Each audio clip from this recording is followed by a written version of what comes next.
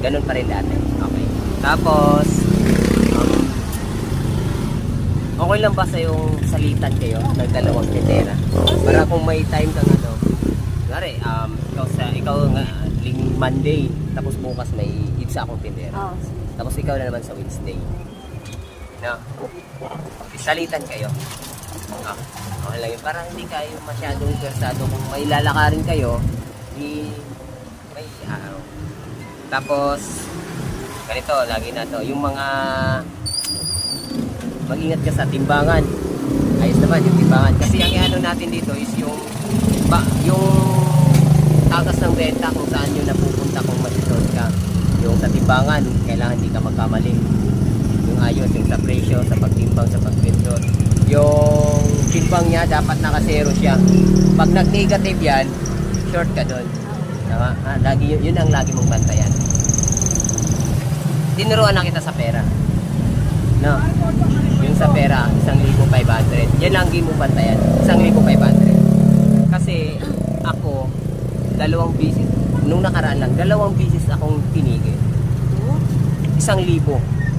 Pag ganun ko, piki talaga, 2 lalaki na kamiyo, walang plate number yung motor. So trabaho na talaga nila yun. So ngayon mag-ingat na yun. Kasi charge sa'yo yun. Okay na ba? Basta i-check mo lagi lahat ng mga binibiling 500 tsaka sa ito. Yun lang. At tsaka i-check lagi yung timbangan. Tapos yung pagsukli. Double check mo na yung sukli.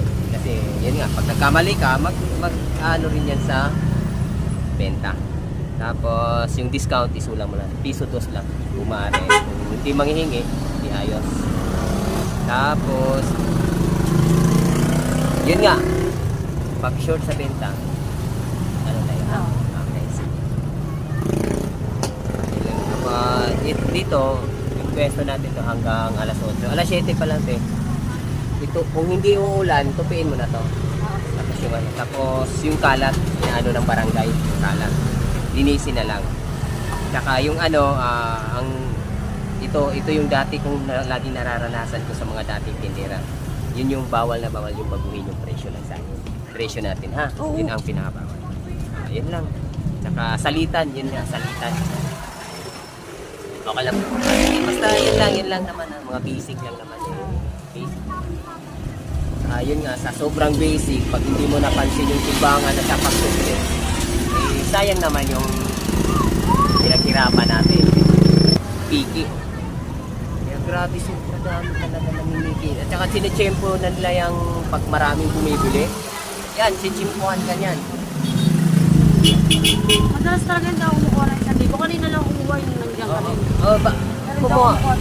Pwede namang kumuha. Pwede namang ano. Basta hindi kasi minsan wala rin panukli. Minsan yan. panukli. Ganun ang ginagawa ko na lang. Kasi pag 1,000 talaga, ayoko rin talaga. I-check mo lang talaga. Nahirap din kasi sa 1,000. Naranasan ko na yung mga peke kami. Basta ito lang, oh. 2 pesos. Tingin mo lang, yung 1,000 at saka yung tao, parang kulay uling lang yan siya. Ayun, oh. Yung 1,000 na yan, itim yan eh. At saka hindi maayos na pagka-imprenta. Yun lang talaga. Pag ganyan mo lang, pag ganyan nakita mo puti at saka maayos yung pagka-imprenta, hindi yan piki yan. Pero pag ganun mo na, ang pangit ng pagka-imprenta, hindi talaga siya mapiki yun. Isang ganun mo lang, kaya pag ganun, ang isa, 1,000. Pag ganun ko lang, wala. Sunod, 500. Pag ganun ko rin. Pero nung tiningnan ko ang pera, totoo talaga. Totoo na yun. Grabe, ang galing Kami na rin, pagkagawa. sa 500 kami noon dati. Sa peke kami. Pag napili ka pa naman, masakit sa kaluman. Ay, syempre. Pero mo may paninda na, tapos may sukli pa. Pinaghirapan talaga natin yan. Baga, ang laking ano na rin yan. Yeah, ingat-ingat na lang tayo, kaya na lang mag-ingat. So, yun lang muna, things. Kunti lang muna yan. Mamaya, pag